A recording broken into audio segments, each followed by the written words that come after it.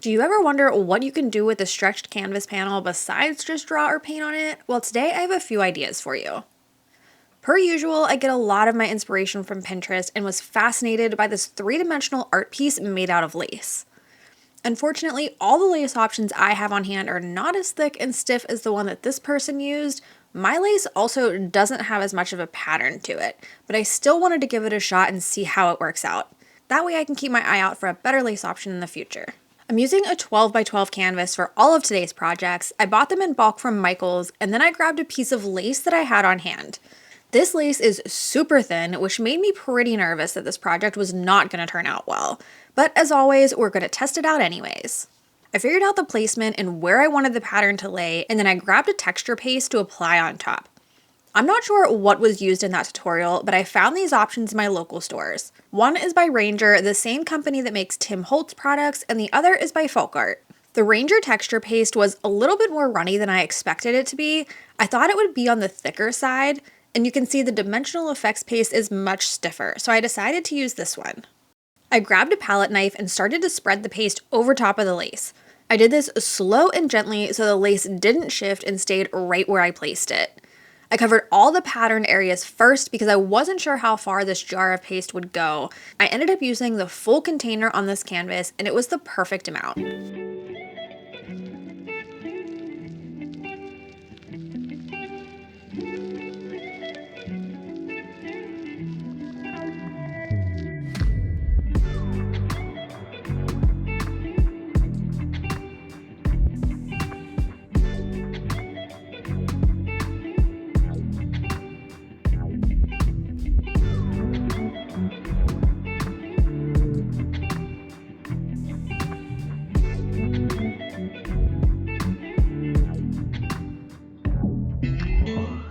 Once the design was covered, I spread the paste over the rest of the lace areas.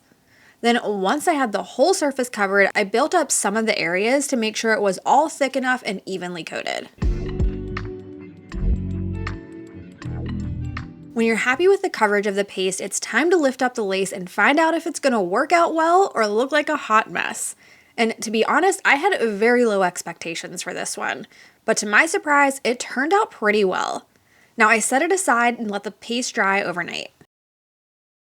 I thought the paste would feel like joint compound does when you do a raised stencil, where it's a little hard and sandable, but the texture of the dried paste was more rubbery. It was very interesting and unlike anything I have worked with.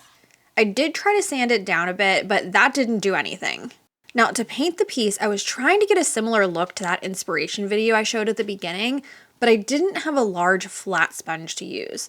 So I used my little sponge dauber with the color Prairie Gray by DIY Paint. I offloaded the sponge so that there was hardly any paint on it and glided it over the surface of the texture paste.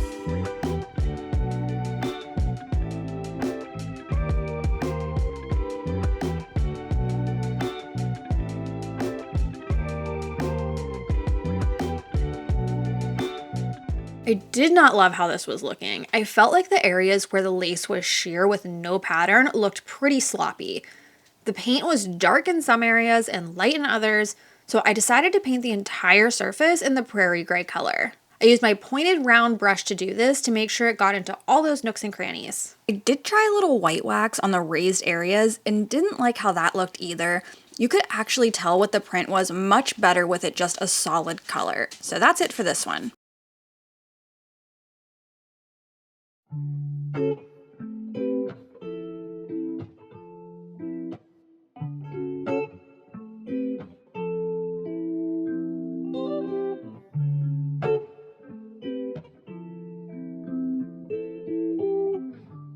This next wall art project is inspired by a few different floral pieces I've seen. I'm using another 12 by 12 canvas and these lavender floral picks that I got from Hobby Lobby. These florals weren't too expensive like some can be at Hobby Lobby. They were $4.99 a piece, so when you get them on a half off day, that's not too bad. These were the exact silhouette I was looking for this project. So I cut the stems down into individual pieces. That way I could lay them out how I wanted.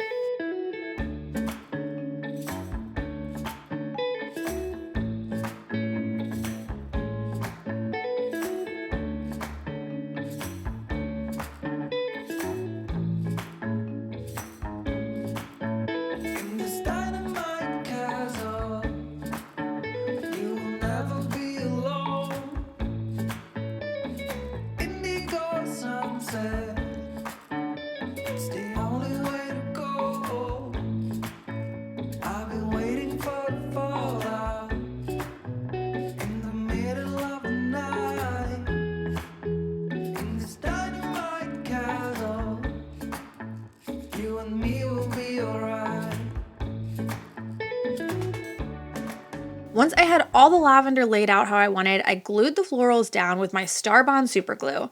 I didn't want to use hot glue because I thought you would end up seeing that in the end, which isn't what I wanted.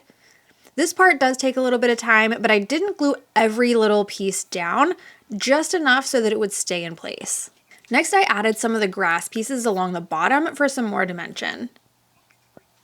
Initially, I wanted this to be coated in plaster, but the more I thought about it, I thought the plaster would end up looking like a mess. Really, all I wanted was the whole piece to be one color, so I decided to spray paint it instead. I used the color Heirloom White, which is a warm, creamy off-white color. I had to give the florals several coats. The paint absorbs into the material of the florals, and I feel like it still could use another coat or two. But that's it for this one. It was pretty easy.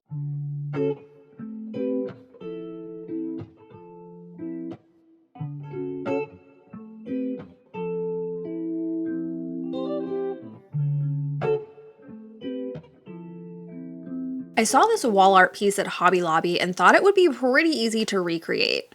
First, I picked up a 100 count box of dowels from Michael's. I wasn't sure how many I would need and thought this was a cheaper option than buying several smaller packages.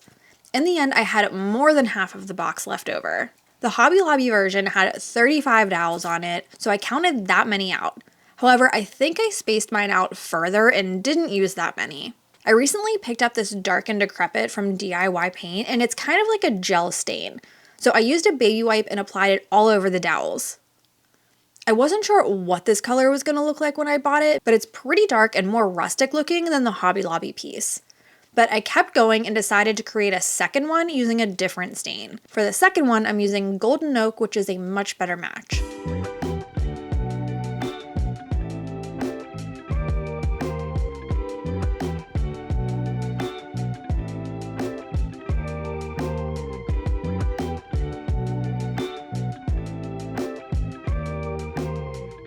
Alright, while the stain dries, I prep the canvases. I happen to have two old 12 by 12 canvases that my son and I drew on a while back and we no longer needed. So I'm gonna remove that canvas from the frame. I did hold on to those drawings, but I used a small chisel to pry the staples up and remove them.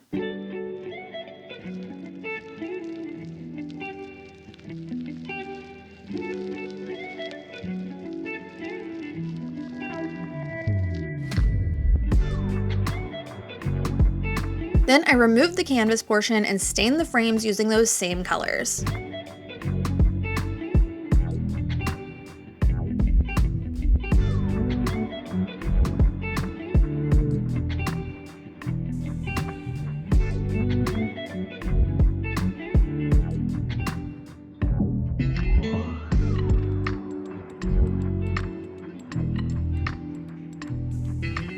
Now for the fun part, I'm using miter shears to cut the dowels down to size.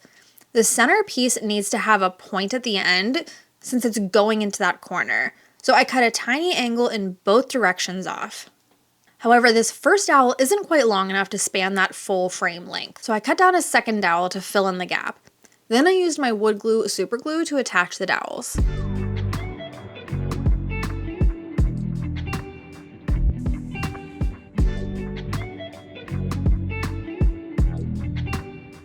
For the rest of the pieces in this layer, I cut a 45-degree angle on either end of the dowel and spaced them out as evenly as I could, just eyeballing it. Then I let this layer dry for about an hour before adding the next section. When we wake, hear the birds and see the sun. Side by side our fears are done. Oh, the good times just begun.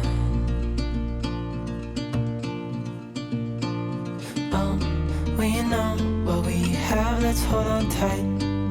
Found what we're looking for in life. Call us crazy, but things are finally right. With you and I, the future is bright. Oh, you and I, we got it. We don't need no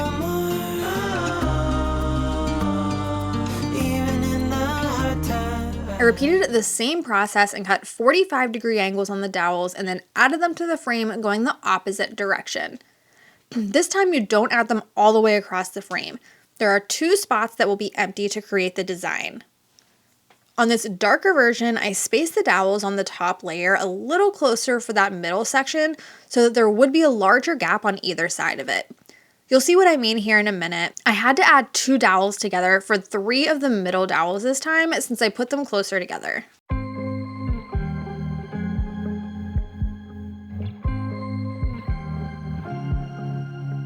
I was at the wrong place at the right time. 'Cause suddenly there you were with those bright blue eyes. We were conversing into the night sky when you took my hand, said let's leave now. Don't wanna be shy, I will let my guard down. Don't wanna be shy,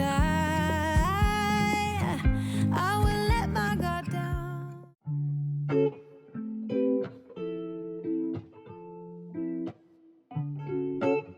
Let me know what you think about these wall art pieces. I haven't done anything like this on my channel, but I have more ideas to share if this is something you want to see.